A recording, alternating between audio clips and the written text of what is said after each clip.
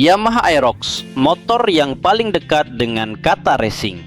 Meski isinya struk Indomaret, kalau ada motor yang pengendaranya paling sering merasa dirinya pembalap, padahal belok aja masih buka kaki dua-duanya, yaitu pasti Yamaha Aerox. Motor ini unik, secara desain galak, secara suara berisik, secara aura siap balapan.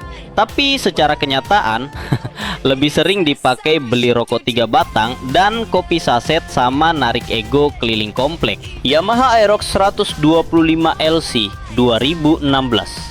Motor yang mengajarkan anak muda, semakin besar bodi motor, semakin tinggi hayalan. Waktu pertama muncul tahun 2016, orang-orang langsung bingung. Ini NMAX yang habis gym? Ini skutik atau burung lovebird? Karena desainnya benar-benar beda sendiri. Saat motor lain masih kalem dan ramah keluarga, Aerox datang dengan aura. Kalau tidak ngebut, harga diri saya turun. Padahal yang diburu kadang cuma tukang seblak. Orang langsung sadar, ini bukan motor buat bapak-bapak cari sayur. Ini motor buat orang yang pengen terlihat cepat, meski hidupnya jalan di tempat. Bodi gede, lampu tajam, ban lebar. Pokoknya desainnya seperti motor yang lahir khusus untuk nungguin cewek keluar minimarket sambil buka visor helm pelan-pelan. Spesifikasi mesin. Mesin 125 cc Blue Core, pendingin cairan, tenaga sekitar 11 horsepower, CVT otomatis. Di atas kertas lumayan, tapi entah kenapa semakin kecil pengalaman riding seseorang, semakin besar kepercayaan dirinya setelah naik Aerox. Fitur: full digital speedometer, lampu LED, ban lebar, bagasi besar. Dan sejak saat itu, Indonesia memasuki era baru, motor harian dengan ego superbike.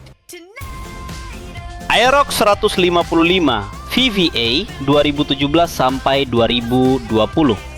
Saat anak kompleks merasa dirinya siap masuk MotoGP, lalu Yamaha menaikkan cc jadi 155 dan boom, semua orang mendadak jadi ahli cornering. Padahal parkir mundur aja masih dibantu teman. Spesifikasi mesin 155 cm3 VVA, tenaga sekitar 14,7 horsepower, torsi 13,8 Nm, liquid cooled, smart motor generator. Mesinnya memang enak, tarikannya responsif, makanya banyak pemilik Aerox mulai sulit membedakan mana jalan raya, mana sirkuit Mandalika hayalan. Fitur: smart key, stop dan start system, electric power socket, speedometer digital. Motor ini juga mulai jadi kendaraan resmi tongkrongan. Semakin banyak stiker racing, semakin sedikit uang bensin. Hal yang paling identik dengan Aerox, knalpot yang lebih berisik dari prestasi. Entah kenapa, Aerox sering dimodif jadi suara petir berjalan. Knalpotnya teriak, motornya getar, tetangga trauma. Tapi pas ditanya top speed, masih kalah sama cicilan yang ngebut tiap bulan. Posisi duduk ala pembalap. Naik Aerox itu rasanya seperti saya siap touring 500 km. Padahal baru 20 menit, pinggang mulai minta ampun. Motor ini benar-benar cocok buat anak muda karena tulang belakang umur 30 ke atas biasanya mulai protes. Ban lebar sama dengan ego lebih lebar. Ban Aerox itu besar dan anehnya, semakin lebar ban, semakin besar kemungkinan pengendaranya upload story. San Mori dulu bosku, padahal ujung-ujungnya nongkrong sambil ngutang kopi. Aerox Connected 2020 sampai sekarang. Motor yang sekarang bisa connect ke HP, tapi pemiliknya kadang masih sulit connect ke kenyataan. Generasi terbaru makin brutal tampilannya, mukanya seperti habis kalah judi online, tajam, galak, agresif. Motor ini bahkan kelihatan marah saat standar samping. Spesifikasi mesin 155 cm3 VVA Blue Core, tenaga sekitar 15 horsepower. Way-Connect, alhamdulillah rem sudah double cakram dan ABS. Traction control, smart key, suspensi tabung, fiturnya modern.